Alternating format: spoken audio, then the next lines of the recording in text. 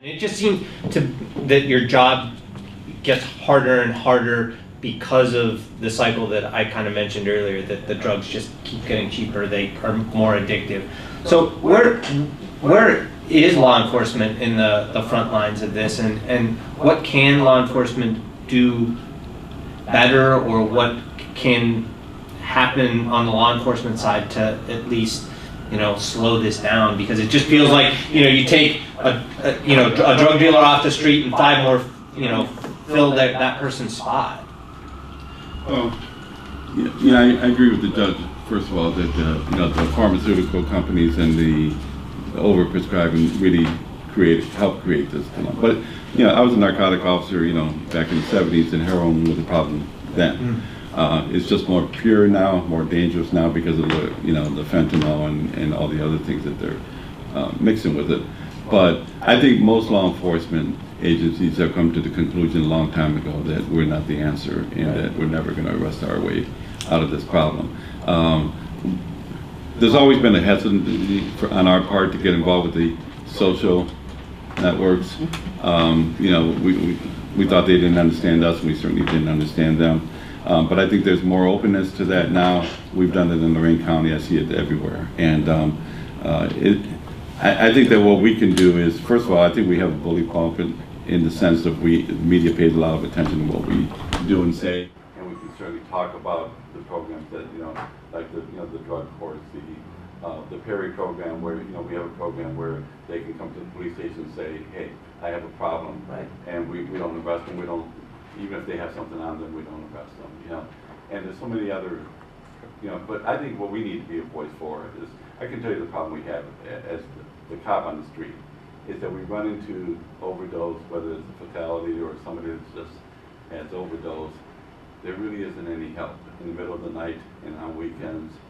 And even when they do overdose, we take them to the hospital. A lot of times they don't even have addresses. So if we can't get them into the hospital, then we have no place to take them. And we've tried to get them to come to the scene on weekends and in the evenings. That hasn't worked out very well. And sometimes you have to go to them because they're just completely, their addiction has control over them. Right. And they're not going to seek out that help until they're really ready. So I think what we can do is talk about those issues, be part of community networks, whether it's task forces or if we have a project down in Lorraine County also. I think we just have to look at other avenues, but the main thing we need is we need detox, a place to take them to detox, and we need a residential treatment, which doesn't exist in our county. Right. That's a big problem for us. I'm really encouraged by our law enforcement's response to this. The Perry type programs, police, addiction recovery initiatives, and I forget the acronym. Police don't want to arrest another person. They want what we all want, a healthy community. So, they're working to gain the trust of those who are sick and need of recovery to come in. We'll get you help. Berea has a great program. Opioid Falls has a great program. These are, moving across our area and taking hold and building, and it's really encouraging. And it's kind of a, organic infrastructure build. Somebody gets arrested or somebody ODs, the police can take them someplace where they can get help. They have some places, as the chief said, but they don't have enough. Right. And to your point, gentlemen, access to service, I would only imagine, as you talked about, in Cuyahoga County, while we have some 24/7 environments, primarily residential, some of our detox, we're not, for the most part, we're a system that operates in banking hours. And we have got to figure out a way to expand the services. It's frightening for me as a public servant in behavioral health that a person must wait at times, up to 4 weeks for women, up to 5 weeks for men.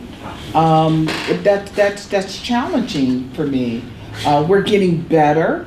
I will say, by the addition of extra treatment beds, contracts with sober housing, and other options, ambulatory detox or outpatient detox, if you will. But accessing service is probably one of the 10 tall hurdles as the incoming CEO that I'll inherit from Chief Denahan. How do we fix this? How do we get better at it? And of course, at the core of these conversations is funding. Well, look at your point. It's, dependency is a chronic disease. So is hypertension, which means if left untreated, it will kill you. Now, if I'm having a hypertensive episode and I go to the ER, they're not going to tell me to come back in 4 weeks. Right. They're going to take me in right away when I'm ready to be treated, when the problem is discovered. We need to treat dependency the same way we treat other chronic diseases. I don't pretend to be an expert in this. I don't. But over the last 2 years, I've probably had thousands of hours of conversations, literally just. And there's two collaboratives that I really think I kept hearing and even talking even to the Attorney General's office about. Collaboration number one is that because of the scope of this problem, all of us need to work together, every single one of us. Collaboration number two is we are very blessed across the region, not just Cuyahoga County, across the region with a lot of service providers, but there is no collaboration with them, and especially how do we learn best practices, best techniques, so that effectiveness goes up, honestly, efficiency goes up, and it would stretch the very, very limited resources that are out there. It would make those dollars even more effective. But, Chief, even to the conversation, this was about 5 months ago, I was in a conversation, there's a guy who's running a very good rehab facility and expanding in Elyria. Wonderful. And literally 3 minutes away, there's another group that's going to build one. The two of them didn't even know that each other existed. And I'm literally, one's here, one's there, and I said, I'm having these conversations, so why don't you two meet? I'm going to go have lunch, right? But the point is, how do we get the service providers to figure out that, especially because of the magnitude of this, if they would get together and streamline themselves and again learn best practices, it really would make them more effective, more efficient, and take limited resources and make them go farther.